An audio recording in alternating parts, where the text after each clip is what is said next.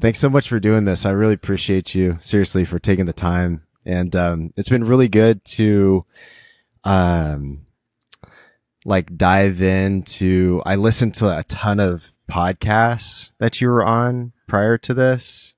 Oh And no. what do you mean? Oh no. I mean, it's like, I don't know. I think as an artist, it's like you look back at your work. I'm like, did that make sense? Was I coherent? Did this help? It's like I'm constantly in this battle where, like, as soon as I press publish on a piece of content, or I'm done with an interview or anything, or even with my books, it's like, done. Thank you. We'll never look at you again until there's like the press tour where you, for a couple months, you dive deep into it. And then you're like, oh shit. Okay. It's over.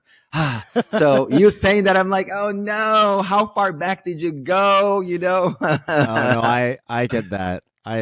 Yeah, I totally know what you mean. I mean, I've been doing this podcast for like almost 10 years now. And the person I was when I started and the person I am today, I felt like I've lived like 10 different lives since then. These different iterations of yourself, over the course of time. And I think because you're you understand where you were at the time, and there's so much weight on like with those emotions and the time period and what you're going through. And so I totally get it. But Oh yeah. you have nothing to worry about. So I Thank you. I wanted to ask you and kind of like start from the beginning of your journey. And so I love Brazil. I didn't realize how much I would love Brazil until I went there. And I thought that I would only be there for like a month. I had like a month planned, and I ended up staying for like 5 months. Let's see, that was, last year. Yeah, last year. And so I want to know, like, how were you as a kid growing up in Brazil? And also what part, I think you told me in person, but what Mm-hmm. part of Brazil are you originally from? Mm-hmm. I think you may actually know more about Brazil than I do. It's like we left there when I was 16, and I lived in a Okay. small little town called Londrina in the state of Paraná, below São Paulo. Oh, And is it close to very Curitiba? exactly, yeah, 2 hours, Ah, by okay. like drive from Curitiba, maybe 2 or 4 hours. I don't know. I haven't Is taken it that by drive in. Moji's? No, Curitiba is the closest to it that Oh, I can okay. remember. Yeah. Okay, It's okay. so funny that you even know Curitiba, Yoshino. That's like, these are not memorable places for people to go. I would never tell anyone, hey, going to Brazil, check out my town. It's like, it's so homogenous. It's so plain. It's so simple. And there's something beautiful about the simplicity of it. But since growing up, I've only like lived in major cities. And when I'm in small towns, it's for like some spiritual or religious reason, looking for a teacher at some ashram, at some monastery, for some like specific reason that I'm there. But my little town, Londrina, blessed be, but there's like, Mhm. nothing really. I'm like trying to be sweet and diplomatic about it, but there's really nothing, no reason to go visit. I mean, look, I'm going to say one thing that's sweet and cute. Okay. Go eat my aunt's food, Miriam. She has Okay. a catering business of Uh-huh. Lebanese food, which is my heritage. Ooh. Is Lebanese and Uh-huh. Italian. Mama's side is Italian, dad's side is Lebanese. Mhm. So go eat her food. She's like a important piece of the puzzle. Okay. Okay. Well, okay, so then you moved from when you were 16, and then I'm just taking a guess, but did you move to Florida? Yes, honey. That chapter of my life is cancel, delete, thank you. Imagine me being this little not I wasn't fully out yet. And Uh-huh. I am in this like brown queer body with all these habituations and curiosities. And now I'm going to a primarily white high school in Florida, not speaking the language fluently. Our lives have gone from living in like upper middle class in Brazil to an apartment complex and they just upside down, completely upside down. Like, and it was from like having a beautiful big home with people helping us and that, to all of a sudden we were the people who were cleaning homes, building homes. Like I remember going to high school during the day, leaving high school, and in the afternoon meeting with my mom or one of my mom's friends to go and clean houses for multiple hours. And then we have McDonald's dinner, and then from there we'll go on to like cleaning law offices or like football stadiums or high schools and things like that. My dog is biting a little fluffy little thing. You can hear it in the back a little bit. Yeah, I hear it a little bit. Okay, yeah. Bodhi, snap out of it, girl. Yeah. So Florida was that. It was like very, very telling. It like all of a sudden I was thrown into work that I never in a million years could have ever imagined, and for the immigrants listening, people who were sort of like forced to move out of their country, because their parents were seeking a better life.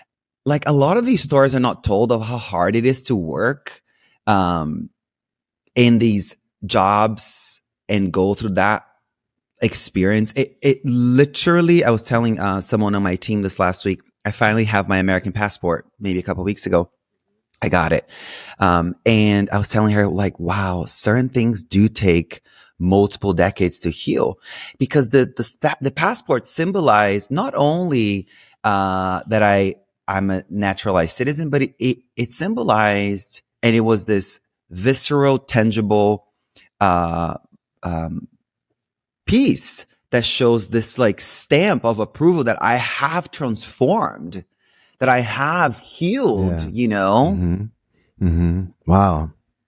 That's interesting. Have you ever seen this movie called Under the Same Moon?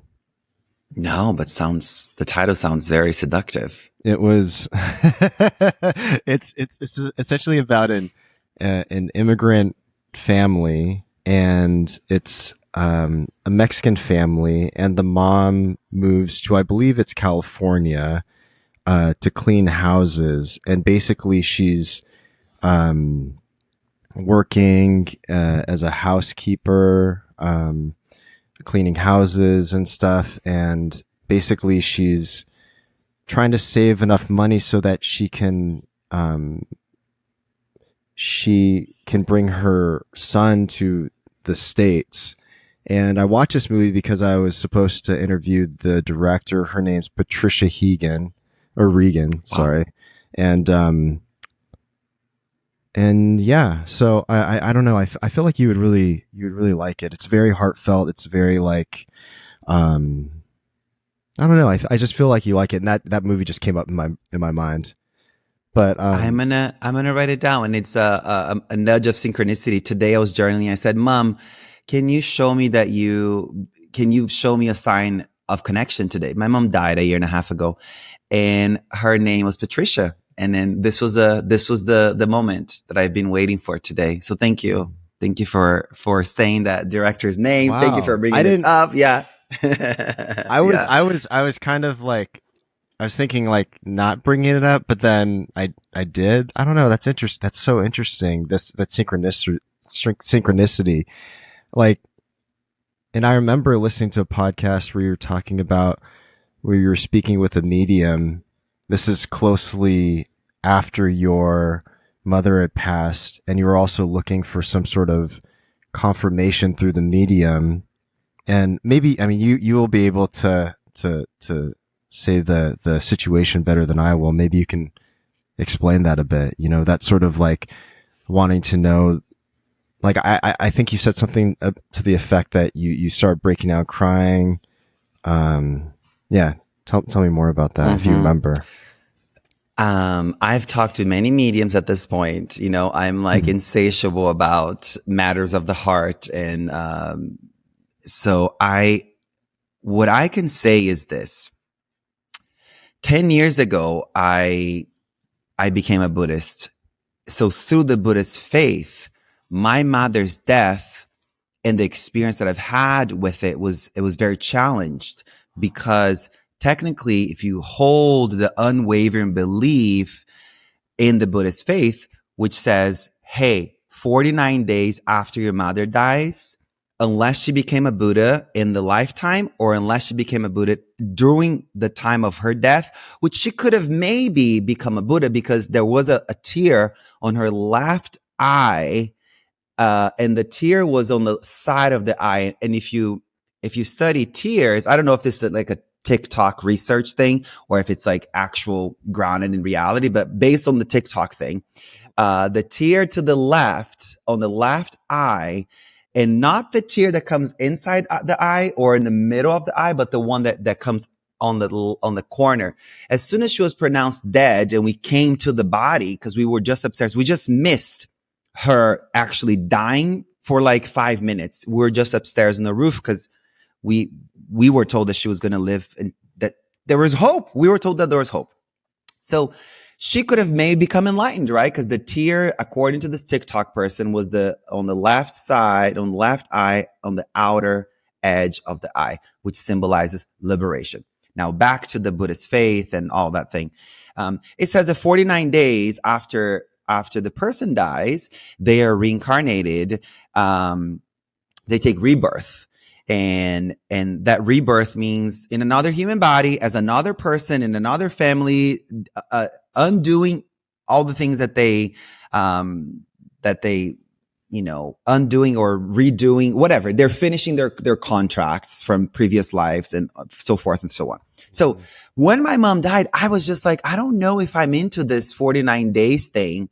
And I had one of my Buddhist teachers say, you could not go on a record anywhere saying that you don't believe on this. I said, I'm sorry. Like, I think any of success that I've had is because I'm honest about my confusion.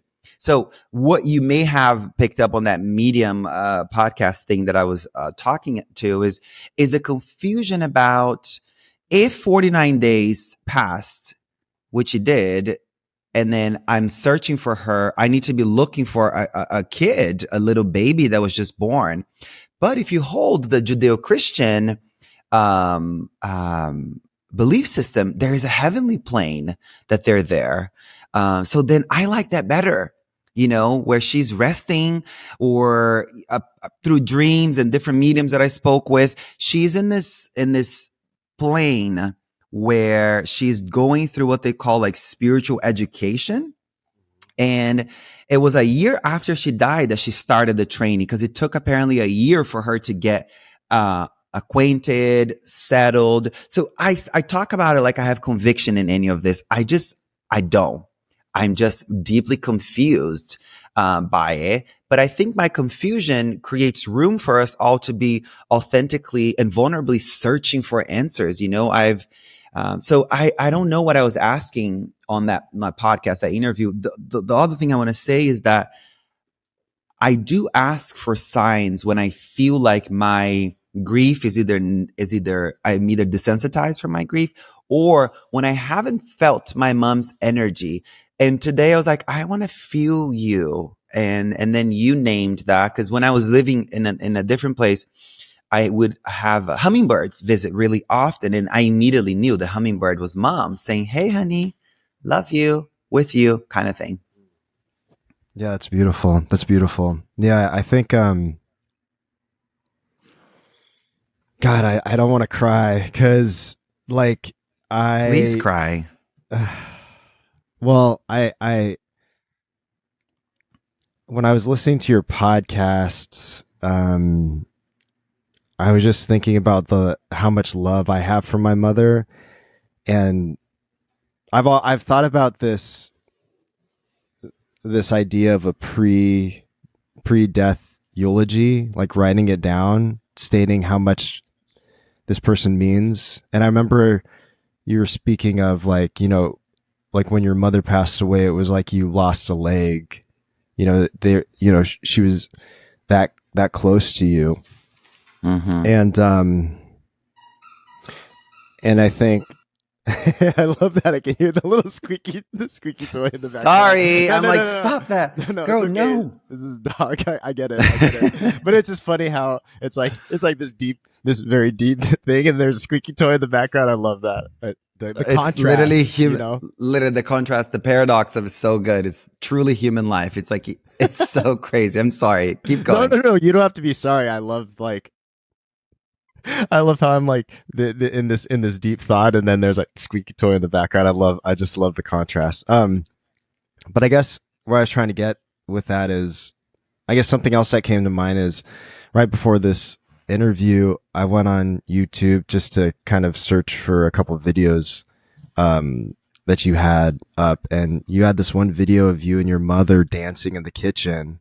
It was like posted like 4 years ago, and I just prior to that, I just heard you talking about your mother, but I never saw any videos or any photos or anything, um and I it expressed to me like just the beautiful connection you had with your mother, and um it made me cry a little bit, you know. And I guess like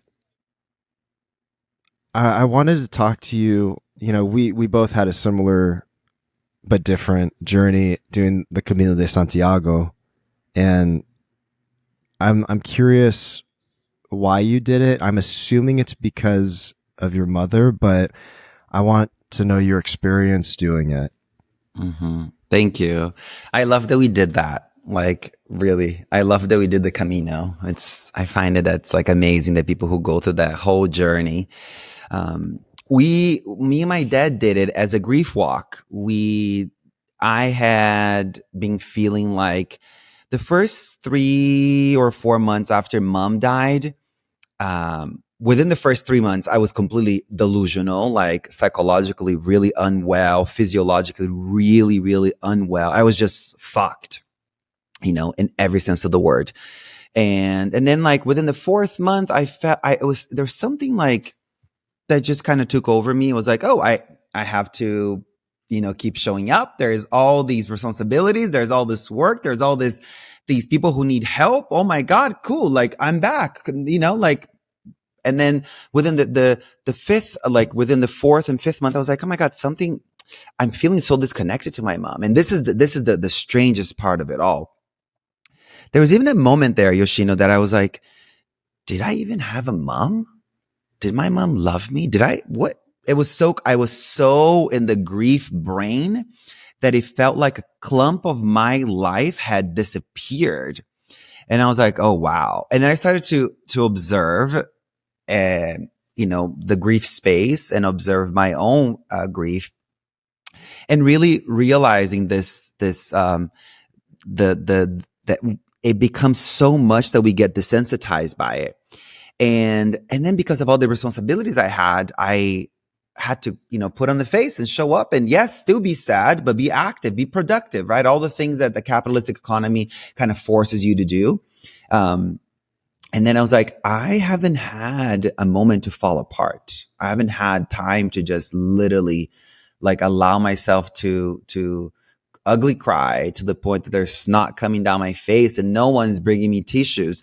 I need that. I need to just be left with the grief. And then I'm like, okay, let's go hike Everest. I mean, let's go do Everest Base Camp. And then my dad's like, no, let's not do that. And I was like, okay, let's go to the Camino de Santiago.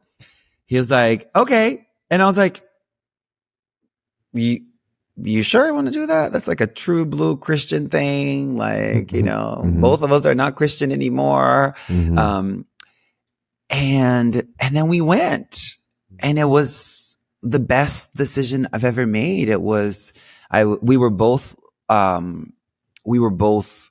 left to fall apart in beautiful ways, and to pick ourselves back up in beautiful ways. Where did you start? Which route? In Biarritz. So the French way. It took us 32 days to do it. Where did you start?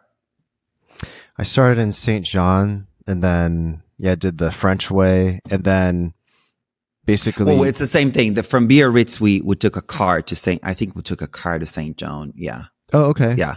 Okay. Yeah. Cool. Nice. So I did that, and like when I hit Logroño, someone along the way told me about like oh, you can rent a bike, from this part to this part. I was like, okay, interesting. I looked to see how much it was to rent a bike. I was like, you know what? I'm just gonna buy a bike. I bought a bike and I biked to Camino de Santiago and I biked down to Lisbon. So I did So cool. two ways. Yeah. I need Anyways. to see videos and photos, Yoshino, of this experience. Like there were so many people on bikes when we were walking, and I was telling my dad, I was like, I really want to come back and do this. And I'm going to tell you something right now that we did in the Camino, that the post that we had about it, it went super viral, but it created this like really, really, I'm just going to put it out there and I'll talk to you about it. I'm happy to hear feedback from you and the listener too. I had printed these stickers with my mom's face on it to bring with us through the walk. And as you know, as someone who walks the Camino and bikes the Camino, there's stickers on pretty much every sign. It's a way that the hikers communicate. It's a way that the hikers memorialize someone who's passed. It's a way for it's a point of communication. I did it with that intention, that I wanted to bring my mom with us. And we put stickers throughout the walk, pretty much from like A to Z, like from the first sign in France all the way to the cathedral in Spain, in Santiago. And we had so many moments, like these strange little moments where we were like, have you been seeing this woman? I wonder who she is. And then I forgot where, in the middle of nowhere, small little village in the rural countryside of Spain. And this Brazilian guy is on the phone and he's saying, I keep seeing this woman and this woman's face everywhere. I wonder if she's some kind of a saint. And my dad, obviously he's speaking Portuguese, Brazilian Portuguese. It's our native language. I was like, oh my God, Dad, do you realize that Mom's stickers through the walk has canonized her, has graduated her from human to saint? And you know what I'm saying? Like just by simply putting them along the walk. And my dad was like, feeling the need to go up to the guy and like dispel the myth of her being canonized and becoming a saint. I was like, Dad, just allow it. Just 2 more minutes, please. Let's just allow it. Let's just hear the myth that he's creating.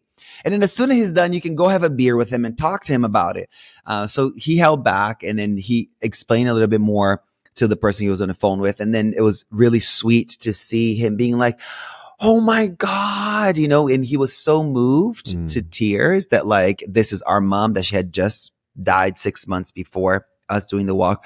So there's plenty moments like this, and because the post went so viral, I've had people throughout the last year and a half send me photos when they're walking the Camino with showing like, oh, here's Mom's photo, the sticker here and there. And I know it's controversial to leave stickers, but we didn't put stickers on a tree. We didn't put stickers on a freaking rock. We put stickers on the signs, and maybe I put stickers a couple other places that maybe weren't so kosher, but for the most part, it okay. was, Don't worry. I'm not judging you for putting stickers places. I mean, especially because of the significance, and, thank you. Yeah, no, but thank you so much for sharing that. Yeah. And, it's beautiful that, actually what time period, like when did you go? Was it 2023? No, 2023. Yeah. May of last year. Yeah. Because you're okay. Yeah. Because your mom passed away December 25th. Yeah. Oh, wow. You did your research. Yeah. December 25th. Yeah. Yeah. Yeah. Well, I just thought that was a very like poignant date, especially because of the significance of that date.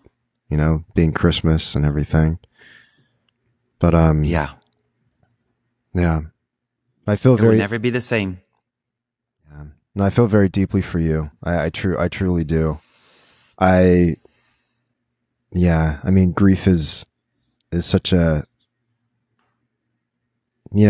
I think about this and I don't know exactly where I heard it from, but, no one goes through this life unscathed. No matter how good of a person you are, no matter or how bad of a person you are, it's everyone will have mortal wounds of some sort, and I guess I also want to talk about um I also want to talk about your books, Mm-hmm. specifically your newest book, Spiritually We, and uh so there's this 2% rule that you have, and I was wondering where you got that from. Before we talk about the book, can you just briefly tell me about your Camino experience? How was it for you? My goodness. We were supposed to talk off the record about it because we were Camino, buen Camino people now. Buen But Camino. just Yeah. tell me a little bit about it. I've been so curious about it. I can't wait to do it again. It's like it touched me that deeply. I know. I can't wait to do it again too. It's such a unique experience. I mean, the past 2 years, I've been like, since, let's see, well, I moved from LA more than 2 years ago now, but the past 2 years, I've been traveling consistently for the past 2 years. And basically, I did kind of what you were talking about traveling and, the nomadic sort of life. And I was training at different gyms, boxing, which led me to Curitiba and training with some Oh of the wow. professional fighters out there. And, that was fun. So let's see. In April 14th, I got to Spain, of this year. And yeah, the experience, it's really hard to put into words, the people you meet. I got into this conversation with some lady that I just met about some really, really deep traumatic childhood trauma stuff, just like boom, like we're right there. And it was like literally, I just met her. And, um, and I was dealing with a lot of racism in Spain. And I would talk to her about it. Um, and just for context, she's black. She's from the US, and we were just kind of going back and forth. And like, I personally don't, even though I'm very skilled, a fighter, I've been training. I did Brazilian Jiu Jitsu for 10 years. I've been training boxing for like over 8 years, and I'm a boxing coach now. And like, I don't like getting into fights with people, and I never have, like in a street fight. Um, but there were some times when I was like, I'm gonna I'm gonna kill this person because there's so much racism that I felt in Spain and through Portugal. And Really? Wow. yeah, a lot. And but anyways, like, that's the negative part, but the good part about it, or more beautiful sort of like experience. That in a way is its own beauty too, because I feel like, the challenging situations you encounter in life, they also challenge you in a way where it it it it makes you realize like more deeply how your relationship with yourself, and Yeah. right. So I don't know if I answer your question, but yeah, it's kind of hard to put into words, like that Mm-hmm. experience of doing the Mm-hmm. Camino. It's like something you have to experience yourself. And I think each Yeah. time you do it, it's going to be a different experience too, meeting different Yeah. people and whatnot. Yeah. I didn't go wanting to meet anybody. My dad was the talker, the meeting people every step of the way. I was just like, do not fucking talk to me. I'm not available. Do not even like make eye contact with me. Like, don't. I'm Yeah. just not here. I'm not coming here to make friends at all. Mm. And the way it all, um, happened, it was beautiful because the people that I felt intuitively guided to speak with or open up or just soften my heart with in relationship, they were these messengers of the most beautiful truth, the most divine guidance. It was just like so. I mean, it's like that path holds magic. I recommend to everyone, if you have the time and the means to do it, this is the kind of thing where save up for it, like go do it. And there's many ways of doing it. I did it sort of lush because I did not want to stay in hostels or we stayed in hotels throughout the whole path. And, you could do it in any budget you could do it. And you can eat all kinds of things. I mean, people are like, did you lose weight? I was like, no, honey, me and my dad are probably the only two people who walked 500 miles and gained weight, I definitely gained weight. Really? Okay, good. I'm glad to hear that because everyone's like, are you losing weight? Croissants. Exactly. I just ate chocolate croissants. Literally, I would have this like egg potato thing in the morning inside of a baguette, and I would have like 2 cappuccinos. This is like all before 8 a.m. Yeah. And then you are in the middle of the countryside and there's this little cafe there. Everyone's eating like salami and cheese and bread. So you have it all over again. And then it just like anytime there was a little pit stop cafe in the middle of the forest, I'm going to do that, So I just did it over and over again. Too. Oh my God. Yeah. That's part of the experience though. Yeah. 100. But I definitely came back feeling a bit pudgy. I was very, very, very, I was like, oh wow. Okay. This is, I gotta, have to cut out the carbs for a little while. It was worth every single bite of bread. And I was drinking Diet Coke. I was smoking cigarettes. I was like living. You know what? I'm sober almost 8 years. So like a Diet Coke and a cigarette's as far as it gets for me. Yeah. And so I was living. I was eating bread and cheese and potatoes and pasta. It was so beautiful. Good. Yeah. So okay, 2% rule. You want to talk about that? Or no, I was actually going to pivot a little bit. Okay, pivot away, please. But I kind of forgot what I was going to say. Let's see. Goodness. Okay, so let's see. We were talking about what we're eating. Carb heaven. Okay. So just speaking about traveling in general, do you mind sharing like about your want to have a nomadic experience, like coming out? Yeah. Well, this is the first time I'm speaking about it. I was going to actually do an Irish exit to everybody for maybe like 6 months. Nobody would know that I actually left LA, but here it is. We're on the record about it. I'm feeling like it's time for me to go off. I was reflecting with a friend who's a medium.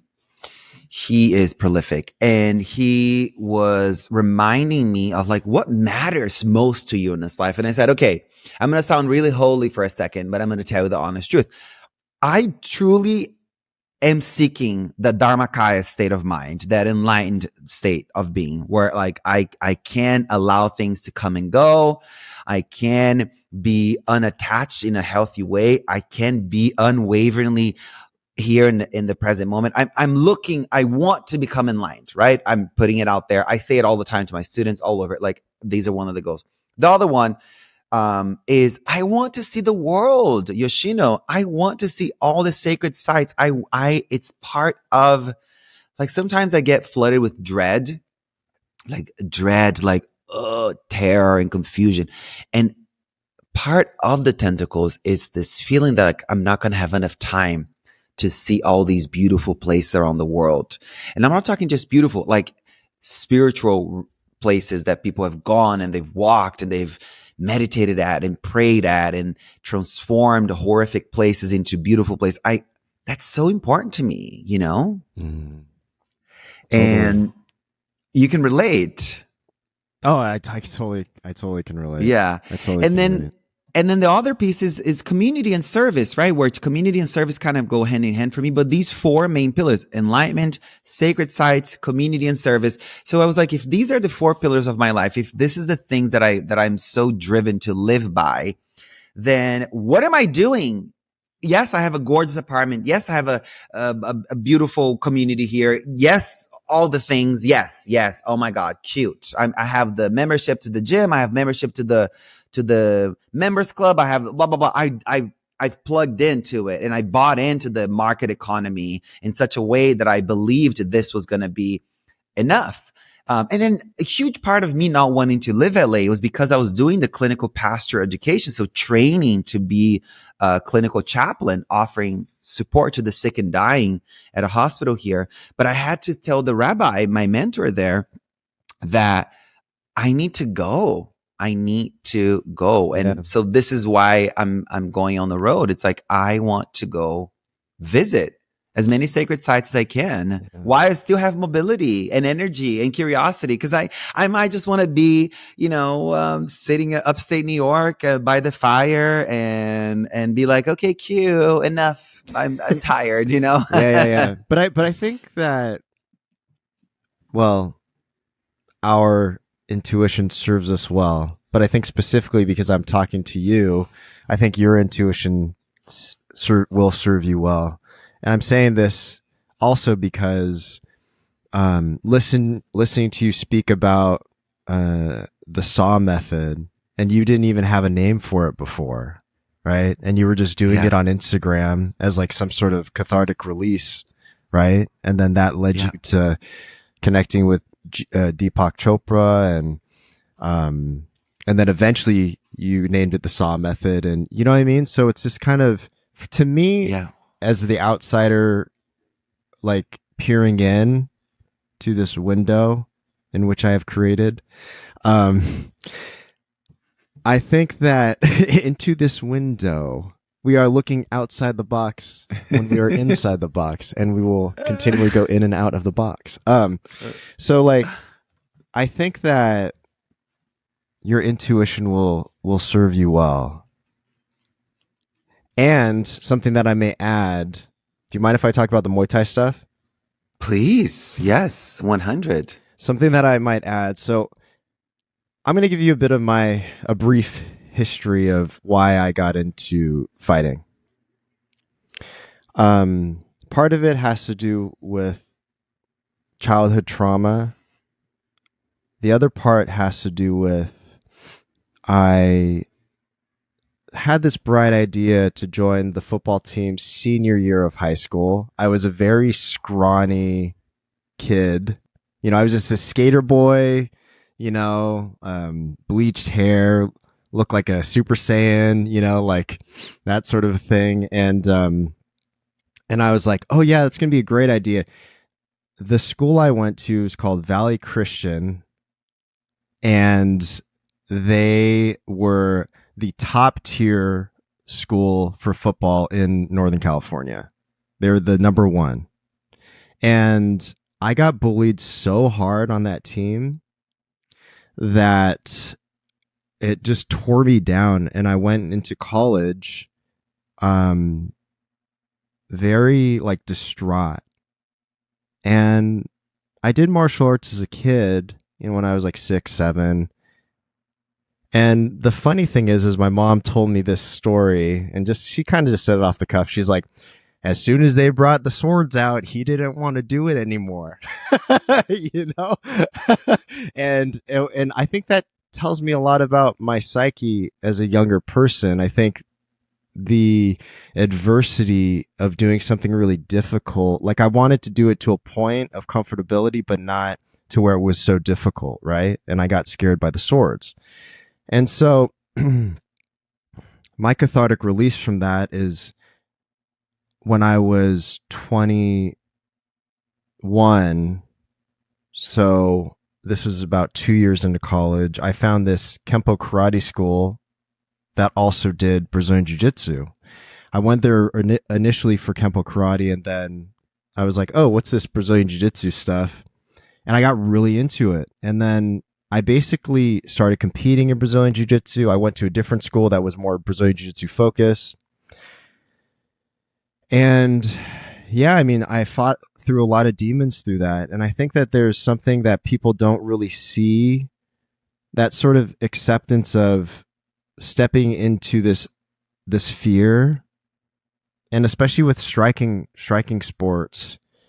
Um, when I was training in Brazil, for instance, like people spar really hard, and so like and a part of me really likes that challenge, and the other part of me is like conscious of self-preservation and preserving my brain, because I can still speak full sentences, which is good, right? But I think that there's something about stepping into the fear and training.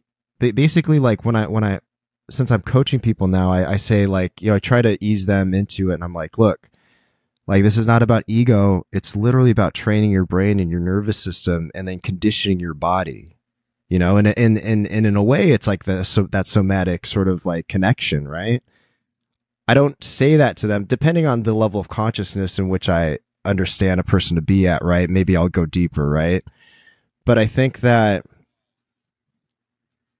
by doing martial arts for so long, I can understand the type of energy that people like. I can see their insecurities when they fight. I can see like certain things, you know what I mean? And it's kind of like, if you're a magician and you can do a magic trick, I'm going to think it's magic, right? Because I don't know how to do the trick. But if you're a magician and you know how to do the trick, then you don't see it as magic anymore, right? So I think, like, what I have to say is, to be able to step in the fear is a very beautiful, cathartic, spiritual release. And I think that you as an artist and a person, it will really benefit you to challenge yourself in this way. Thank you. Thank you for the blessing. Yeah, because for context, I was asking Yoshin if I should bring my Muay Thai gear to on my journey. I'm like, oh, I don't feel like it will be like I'll be welcomed into these spaces, as a queer person. But the truth is, I think fighters have like they just it takes a kind of a person. It's not like bro culture of like heteronormative and you may think that fighters are like this macho culture, but from what I'm seeing and sensing and talking to different fighters, it's a world of like very evolved people who are like know how to process their emotions without actually causing chaos in other people's lives. And that to me is a liberated state. That to me is a sign of wellness, like literally it doesn't get much better than people actually knowing how to process their anger, their grief, their rejection, their terror, their confusion, all of it through martial arts. That is wellness to me. So hearing that and reflecting on it and talking to my coach and talking to you, I'm like, I think I'm going to bring my stuff. And I think I will be, watch me training in Zurich, in Rome, and, like literally all over the place, in Berlin. Like, bitch, I'm going to go everywhere and just like be out there, trying it out, because it offers me so much. It literally, and when you approach it with the somatic awareness, when you can actually keep your mind inside of your body as you are striking, as you're kicking, as you're punching, oh my God, there is this, oh, wow, I just like had this most transformative orgasm of my life. Mm-hmm. Yeah, exactly. I think that there's a lot more benefits than like negatives, And I think that, yes, you will encounter people that are, probably going to treat you differently because you're queer. That will probably happen. You know what I mean? But I also think that there's but I don't think that should be a deterrent necessarily. Do you know what I'm saying? And I think that there's evolved levels of consciousness, no matter like whatever space you go into. I mean, you've been in the spiritual space for a long time. You know that there's certain people that are just beginning their journey, right, of self-discovery, and then others who are like further in their journey, may we say, right? Mm-hmm. So I think like if I believe that your intuition will serve you well, and I think that if you step into a space with an open heart, observe what's going on, right?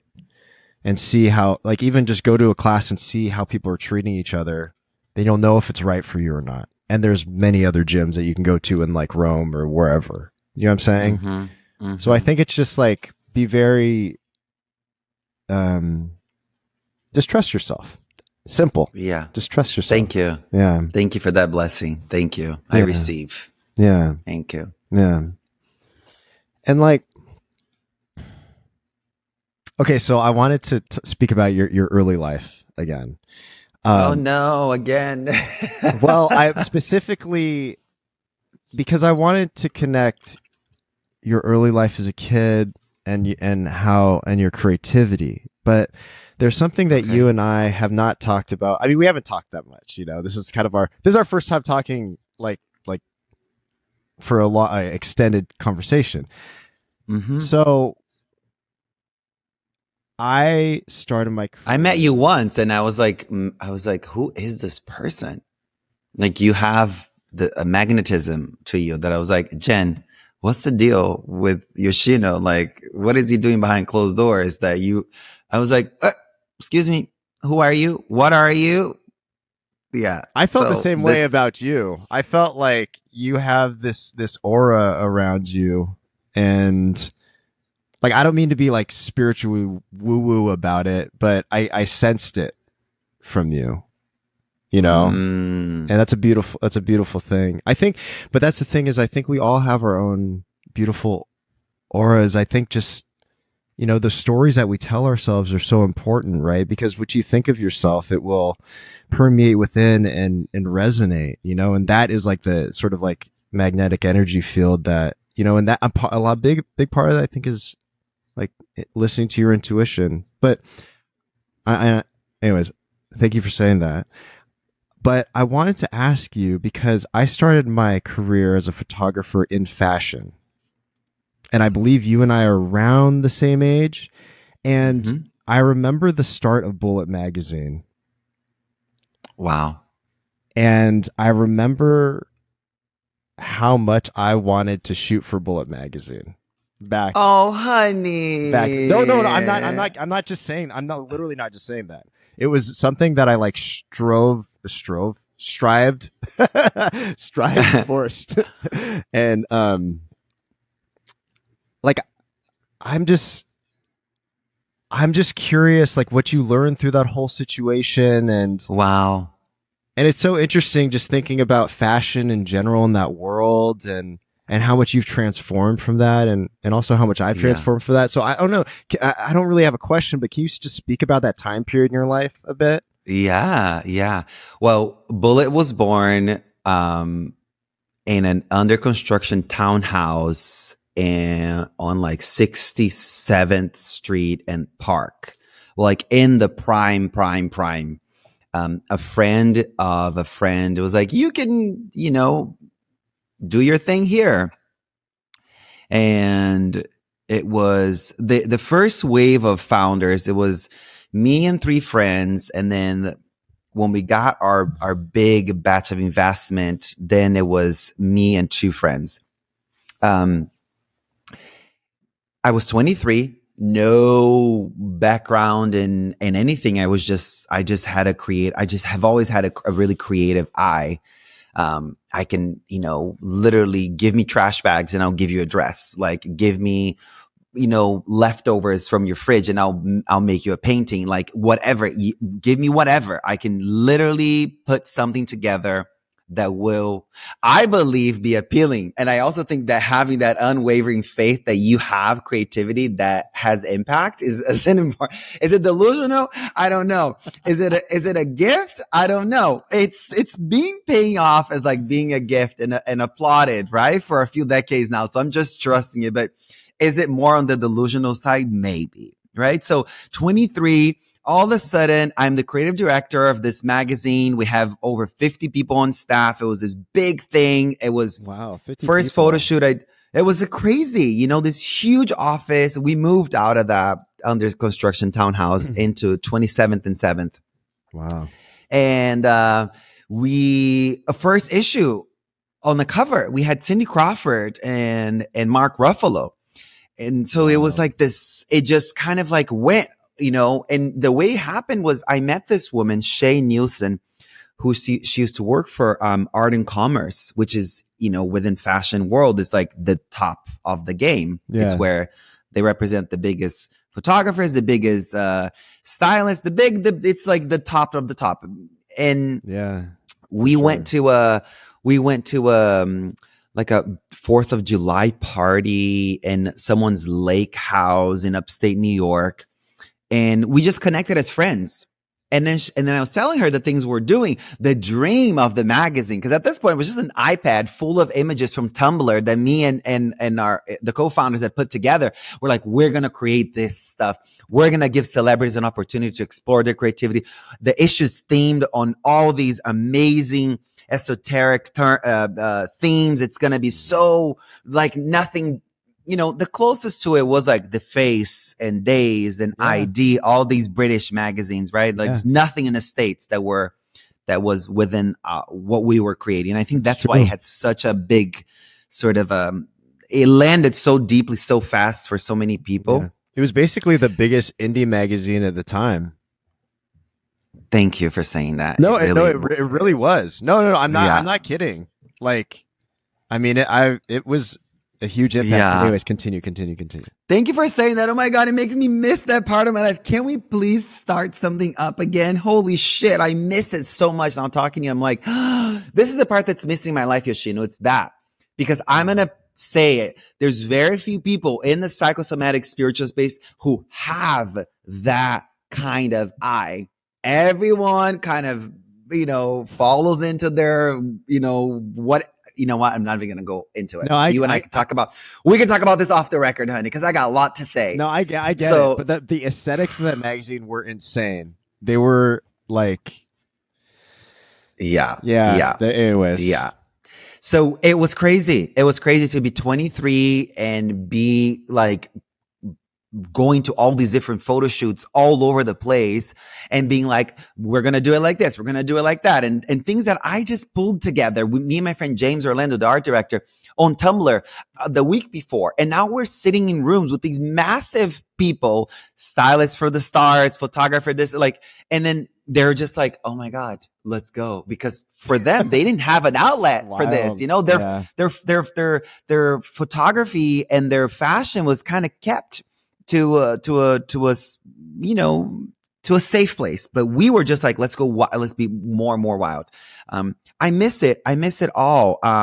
And also, there was the undercurrent of like depression, anxiety, addiction that was kind of driving my life, and I didn't know that I was suffering so much until I left. Until I didn't have the go. But while I was in it, I was like, oh my God, this is insane. And only in retrospect, looking back, I realized how crazy it was that I was so young doing this fucking epic shit. Yeah. Yeah. So I'll leave it there. I'm glad you liked it. Oh my God. It's so cool to hear you say that. I'm like, oh my God, I miss it so much. I mean, not only did I like it, I love that magazine. It was very influential on me, and it was like a dream of mine to like shoot for the magazine. Yeah. I remember I had like, this list at the time of, it was very Virgo of me. I had this list of like all these magazines I wanted to shoot for, and like, but it's interesting too, like the idea of desire and like, kind of, how do I say this? like something, an idea in your mind and manifesting it into reality.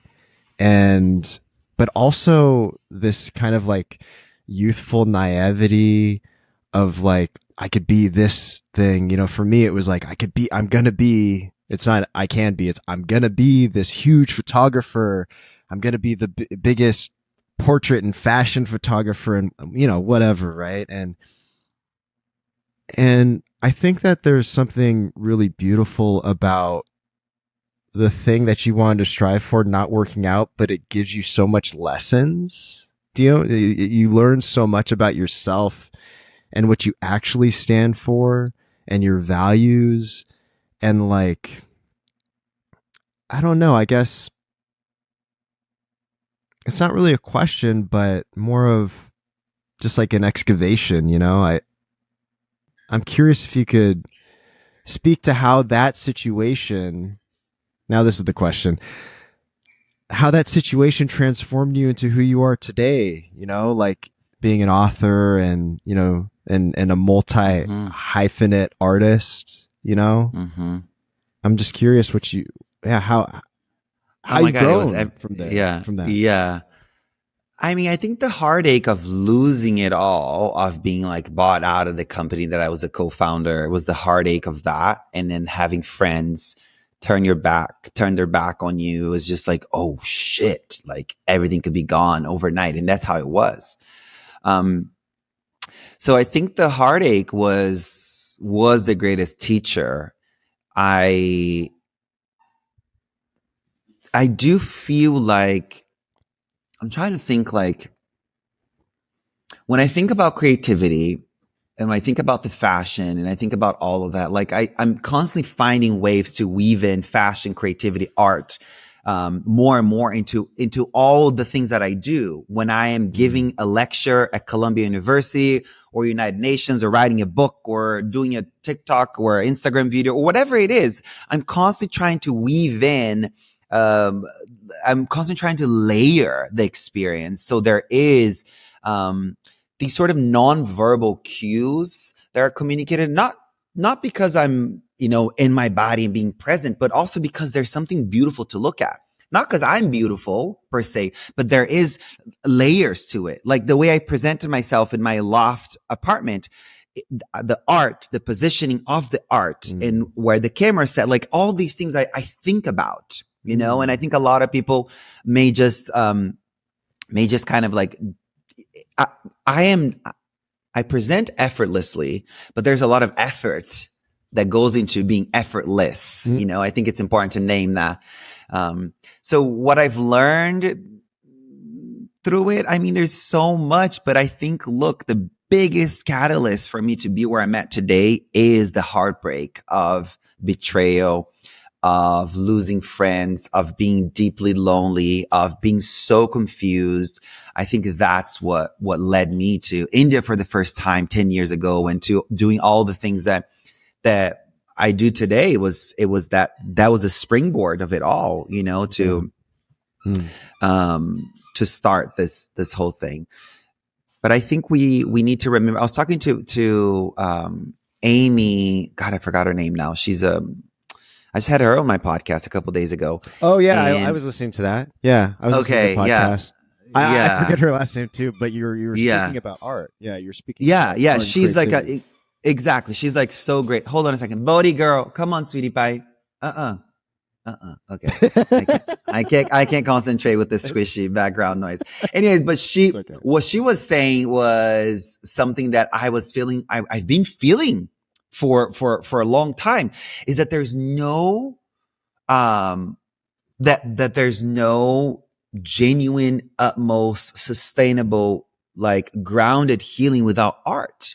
That art is the creation, to create, the expression of creativity is a barometer of healing. So if we're not creating, I'm using some of the language that she used, and also something that I've noticed in my life. If I'm not creating, please call me Yoshino. If I've stopped creating, if I'm not putting on high heels and dancing, or if I'm not creating content or whatever it is, if I'm not writing anymore, check in on me, because I'm not well. I genuinely need help, because I've matched these two things together. Creativity and wellness, creativity and spiritual growth tied together. So to me, I feel like if we're not creating for the sake of creation, for the sake of just fucking doing something to beautify the world, even if it's just a tiny little corner that only 3 people get to see, or only you get to see, who cares? It's important. It's vital. It is a sign of wellness. So I don't know if I answered your question, but that's what came up for me. No, yeah, definitely. You definitely did. And I think about this a lot. I had a guest on my podcast. His name is Wesley Stringer, and he's a photographer. And at the end of the episode, I remember him saying that, you know, the reason for creating sometimes just needs to be of creating something beautiful. That's it, you know? So it's kind of like something that you were stating right now. And, but I do know that we're running out of time. So I do want to ask, I want to pivot a little bit. I want to talk to you about your book, Spiritually We. And I'm curious. So like, you know, you were talking about it a bit earlier in the conversation, you know, you just want it out. And once it's out, you know, and you can kind of like move to the next thing. That's kind of what I was hearing. Right. But I want to know like what you like after writing that book and doing the press tour and stuff. And now that you've had some time away from it, like,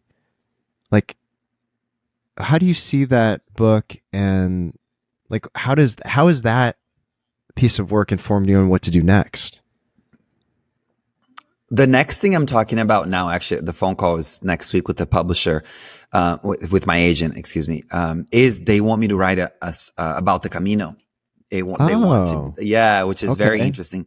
But I think this book, out of like, I think, you know, first book, second book, this third book, I think this third, Spiritually We, it's foundational to me. It's my proudest work. I think it really explains, really, it makes a case for connection beyond we need friends because it's a biological need, the same way that we are deficient in nutrients when we're not eating certain vegetables, certain fruits, certain things. We become deficient in certain things.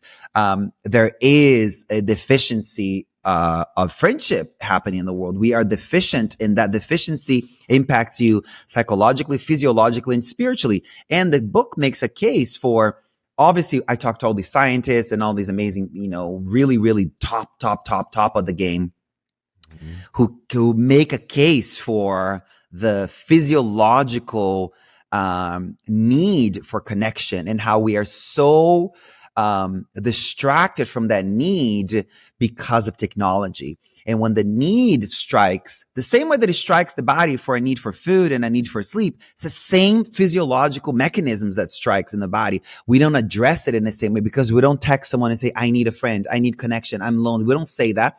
We go to the fridge and we address it like we're hungry for food, or we drink ourselves to sleep, or we masturbate, or we watch TV, or we do plug in your poison to distract yourself from your visceral need for connection. So we paint a really, really clear picture about that. We also tie that in with like the addiction crisis that's happening, because chronically lonely people are more prone for addiction because their brain become more susceptible.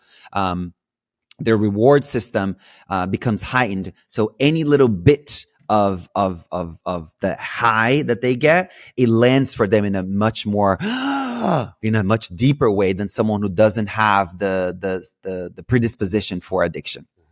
Not to get too nerdy about this, but we explain all this in detail in the book. Now, the part that I think was missing in the vernacular on the psychosomatic spiritual space is the case that I make in the book, is that liberation isn't independent, it's not an independent experience. Liberation itself is relational. We cannot get free alone. Even the Buddha's enlightenment was a relational experience. What's the first thing? What's two main events that happened during the Buddha's sort of 24-hour arc of the last 24 hours from him being regular like us and then becoming a Buddha, right? Which transcends God, transcends saint, it goes in Buddhism. To become a Buddha is the biggest. It's the biggest goal. Mm-hmm.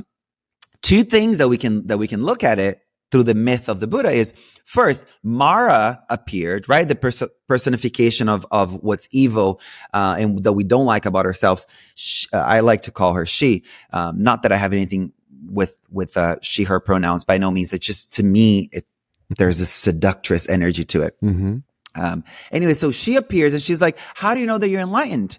Or how dare you think you're enlightened, right? And then the Buddha says, Mother Nature is my witness, and places his hand on the earth, and the earth shook in affirmation. So these two things are not to be taken lightly. They are symbols of a very relational enlightenment. And then obviously look at how many people how much it's in the vernacular of today. Cancel this person, cut them out, block them, boundaries, toxic. These are so many or protect your peace, protect yourself.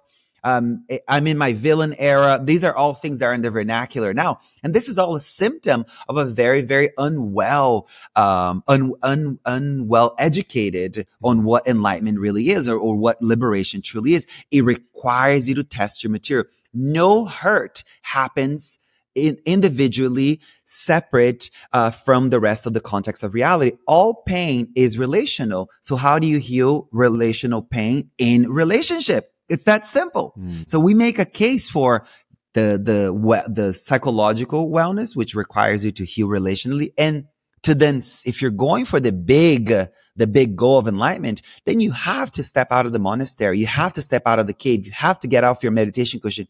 You have to leave the yoga studio and then look around. How are you relating to the world? Is the peace that you are accumulating, or accumulating, I should say, I should hold back on that word, or the peace that you are experiencing in your meditation cushion or in the yoga studio, can that peace translate to a peaceful person on the streets? Can you walk the streets as peace? Can you walk the streets as forgiveness? Is it translated? Because if it's not, then the work hasn't landed. It's intellectual healing, not somatic, not wisdom. It's not in your body. It's not in your bones. It's not you. It's still a concept you want to be. So that's the case that we make in the book is to the physiological, psychological need for connection, because it's a vital need, like food and water and sunlight and all these things. And then the big goal of enlightenment, it can't happen by yourself, away from people, places, and things. You may catch a glimpse of it by yourself in your cushion, which that's usually how it happens. But does it translate to your everyday life? That's when you know that you've cracked the code. Is you're on a 405 and people are honking, and you're just like, okay, cool. It's just what's happening, Like your ex-boyfriend calls you. You're not like in a flare up. You're like, okay, cool. There's just like this okay, cool to life. Yeah. If you don't have this okay, cool. Keel. Exactly. Right. If you don't have that, then you're not becoming free. You're just seeking the the difference between the psychological trip versus the spiritual trip. You're no longer seeking to develop a sense of self. You're no longer interested in the psychological trip. You're now interested on the spiritual trip. It's like there's no self, no problem. That's okay. I don't exist without the context of everything else. So, and that's okay. I'm not holding on so tightly to me, mine, and I. Yeah. Anyways, I downloaded so much information. That's to make it short and quick. This is what the book is about. I love it. I love it. And just, I want to be very respectful of your time. I'm just going to ask one question as it relates to your book, but what advice do you have for people out there that are suffering from loneliness? Buy my book. Come on. All right, buy his book. There it is. That's it. You want the answers? Buy the book. Literally, I put so much time into the book. It's not just me and my little wisdom. I've talked to incredible, masterful people in the space, from Buddhist monastics to scientists to, you name it, like incredible people. But And now the free advice is, next time you feel the need for connection, do not go to your phone to distract yourself. Please do text somebody. I need connection. I need a friend. The problem with loneliness and the problems with what keeps us lonely is vulnerability. We're unwilling to be vulnerable, but vulnerability is the greatest path to connection, to authenticity. So if you are feeling like 1 out of every 4 Americans who have no one to talk to, it's not like loneliness is not, oh, some people have it like, a small percentage of the population. No, it's everywhere. Yeah. Everywhere people are touched by it. Next time you feel the need for connection, name it. And you're like, oh, I don't have anyone to talk. No one likes me. Like, I promise you, there's a person in your life who's thinking about you. Yeah. I promise you, there's someone in your life who's thinking about you right now as you're thinking about them, because we are deeply interconnected, and our interdependence is a known fact. How often we think about someone and they call us. Like, that is you developing your vulnerability. Then you develop your psychic powers. Then you're tapped into the grid. Then you have synchronicities. Then life is way more fun. Then things start to stop being flat. Then you're creative. We need each other. Vital. Must. We can't do this thing alone. Grief will touch us all. Sickness and death will touch us all. We cannot do these hard things alone. The capitalistic economy says do, produce, independent, self-made billionaire, self-made. Nothing is self-made. Everything happens in relationship. Everything happens in the context of everything else, which means we need each other. There's nothing that can be done when it comes to the human gig alone. We've gotten too far away from connection. Yeah. So I'll stop it there. Yeah. No, thank you so much for sharing that. And speaking of connection, I very much appreciate you for coming on to the podcast and giving your wisdom. Yeah. And, I hope we can continue the conversation. It sounds like we have a lot to talk about. So, but yeah, thanks so much for doing this. And I wish I could talk to you for longer, but we'll continue. We'll continue later. We will continue. Yeah. Please text me. Let's set up some time and connect. We will. We'll, Sah. Thank you so much, man. Appreciate you. Mm-hmm. My pleasure. This has been a joy. You're a gem. Thank you. You too. Thanks. Take care.